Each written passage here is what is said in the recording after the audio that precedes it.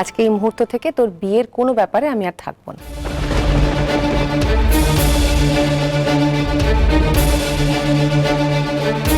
মা, তুমি কিন্তু ওভার রিঅ্যাক্ট করছো। আরে দাঁড়া, পুরোটা শোন। আজকে এই মুহূর্ত থেকে তোর বিয়ের কোনো ব্যাপারে আমি সাহায্যও করব না, বাধা রাখবো না, কেমন? কে বললো তুই একা? আমিও আছি তোর সাথে। আজ এত বছর বাদে তুই একটা ঠিকঠাক সিদ্ধান্ত নিতে পারিস, এর জন্য তোকে পেন্নাম বৌঠান। আমিও দেখবো তুই ছাড়া বিয়ের এত কাজকর্ম কি করে হয়। हम भी देखेगा मिर्जा। ওফ কি সুপার একটা ডেলি শপ হবে বল বাড়িতে। মানে বড় বৌদি, বড় বৌদি যে বাড়ির সব কাজ করে সে বিয়েতে কুটোটি পর্যন্ত নাটকে না।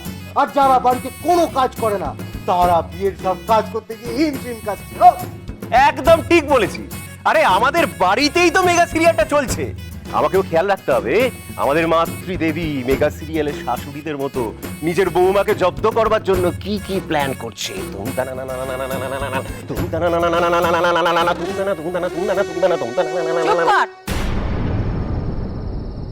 খুব আনন্দ হচ্ছে না তোদের? মাথায় তুলে রাখ বড় বৌমাকে, তোল আরো মাথায়। একটা সত্যি কথা বলবো মা, বৌঠানের এই সিদ্ধান্তটার জন্য না আমার সত্যি বৌঠানকে মাথায় তুলে নাচতে ইচ্ছে করছে। এই টিপু, তুই একটা কাজ কর, তুইও নাচটা শুরু করে দে। একেবারে তুর্কি নাচো, সেই নাচ একেবারে লন্ডনে গিয়ে থামবে। বুবাই तू घंटी बिग बैन दी पूरा लंदन ठुमकदा ओ जदों नचे पैन दी पूरा लंदन ठुमकदा तू घंटी बिग बैन दी पूरा लंदन ठुमकदा ओ जदों नचे पैन दी पूरा लंदन ठुमकदा। ঠাম্মি, মা যদি বিয়ের কাজ না করে তাহলে কি হবে? সেই তো আমারও মাথা কাজ করছে না। দূর বাবা, আগে থেকে তোমরা আন্দাজ করতে পারোনি? কি দরকার ছিল একটা পাঁচালিনি সিন ক্রিয়েট করার?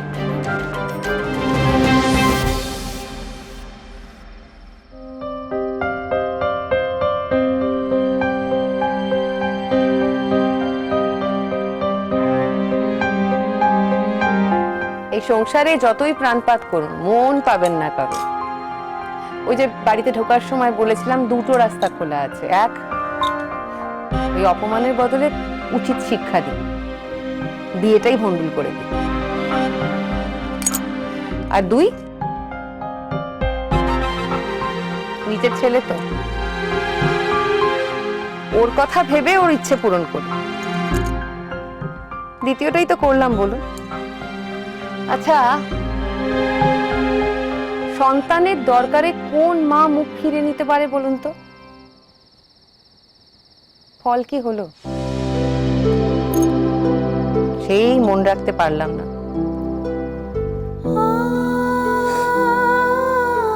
আচ্ছা, আর যদি মন রাখার চেষ্টা নাই করি? সবসময় আমাদেরই কেন মন রাখার চেষ্টা করতে হবে বলুন তো? আমাদের মন রাখে কে?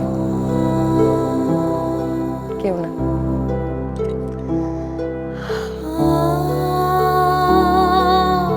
বড় বৌদি, এই না আদা দি দেখি। কাঁদছো তো? কান্না পেলো তো আজ? সারাক্ষণ তো এমনি সময় মুখে হাসি লাগিয়ে রাখো, যেন কেউ আঠা দিয়ে সেঁটে দিয়েছে মুখের উপরে। আজ আর থামাতে পারলে না তো? কাঁদো, প্রাণ খুলে কাঁদো। আর যারা তোমায় কাঁদালো তাতে একটু প্রাণ খুলে অভিশাপ দাও তো।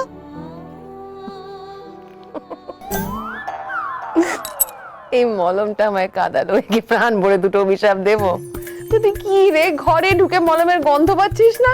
তখন থেকে বক বক বক বক করে আয়, তোর চোখে লাগিয়ে দি। দেখি তোর চোখ দিয়ে জল পড়ে কিনা। আরে পালাবি না। যাই বলে তাই বলে, এই কথাটা তো সত্যি যে তোমার মুখে সারাক্ষণ হাসি সেরে থাকে, কান্না পেলেও মুখে হাসি। উফ বাবা, বক বক বক বক।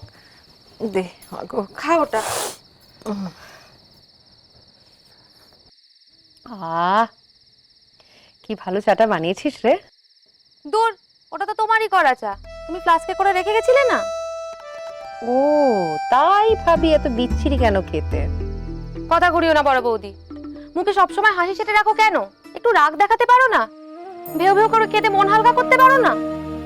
হাসি মুখে থাকাটাই তো অভ্যেস হয়ে গেছে রে। সবাই তো এটাই চায়। লোকে প্রশংসা করতে গেলে কি বলে শুনিসনি? বলে ওই যে বউটাকে দেখো কি সুন্দর হাসি মুখে সবার জন্য খাটে।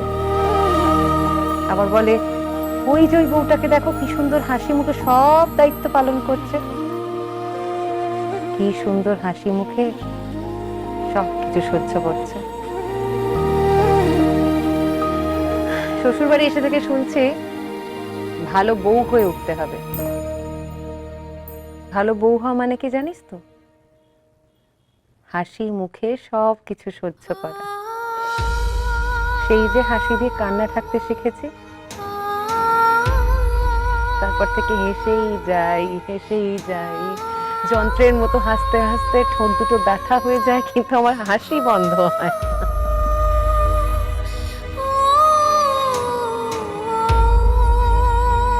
কি রে হাঁ করে তাকিয়েছিস কেন?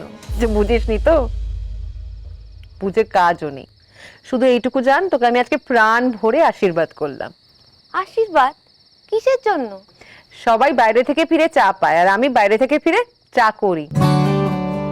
এই প্রথমবার কেউ আমার জন্য একটু গরম গরম চা এনে দিল। মাথাটা বড্ড ধরেছিল রে, এই চাটা খেয়ে মাথাটা একটু ছাড়লো। যাক বাবা, এবার একটু কাপড়টা ছেড়ে শোও তো, আর এই আলোটা নিভিয়ে এসো, চোখ দুটোকে একটু রেস্ট দাও। কাজল একটু বাইরে যা তো, বুবাই কফি চাইছে, কফি দেখে যা। এটা নিয়ে যা তো, আমিও কাটা ধুয়ে আসি। তুমি দাঁড়াও, তোমার সাথে কথা আছে। তুমি কি দেবীনার পেছনে গোয়েন্দা লাগিয়েছো? তাই বললো বুঝি দেবী না? হ্যাঁ বলেছে, বলেছে you are stalking her, you are chasing her. তুমি ভূতের মতো ওকে তাড়া করে বেড়াচ্ছ, ওকে হন্ট করছো তুমি। ভূতের মতো? মানে ভূত হয়ে আমি ওর ঘাড়ে চেপে বসেছি? আমি তো এতদিন ভাবছিলাম ও ভূত হয়ে তোমার ঘাড়ে চেপে বসেছে। খামোশ হয়ে হাসি থামাও বলছি।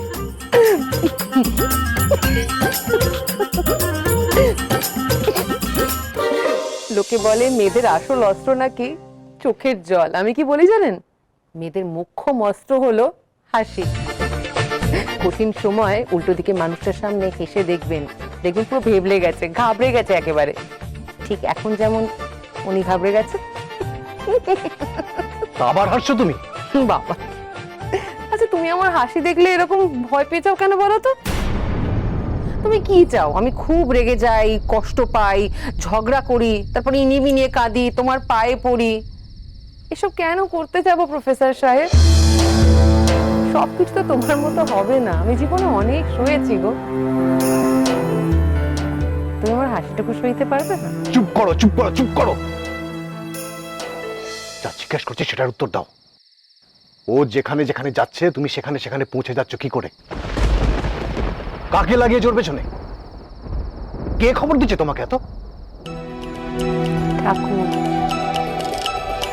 উনি যেখানে নিয়ে গিয়ে ফেলছেন সেখানেই তো যাচ্ছি। বাজে কথা একদম বলো না সই। যেখানে যেখানে তুমি গেছো সেখানে সেখানে তোমার কোনো কাজ ছিল না। বইয়ের দোকানে কি কাজ ছিল তোমার? বইয়ের সাথে কোনো কালে কোনো সম্পর্ক আছে তোমার? আর গয়নার দোকানে, গয়নার দোকানে কি গয়না কিনেছো তুমি? দেখো আমাকে, এক্ষুনি দেখো।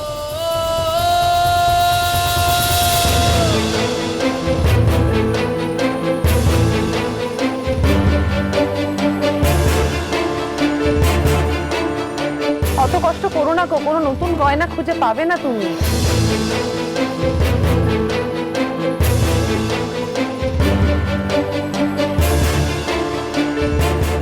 জানতাম আমি পাবো না।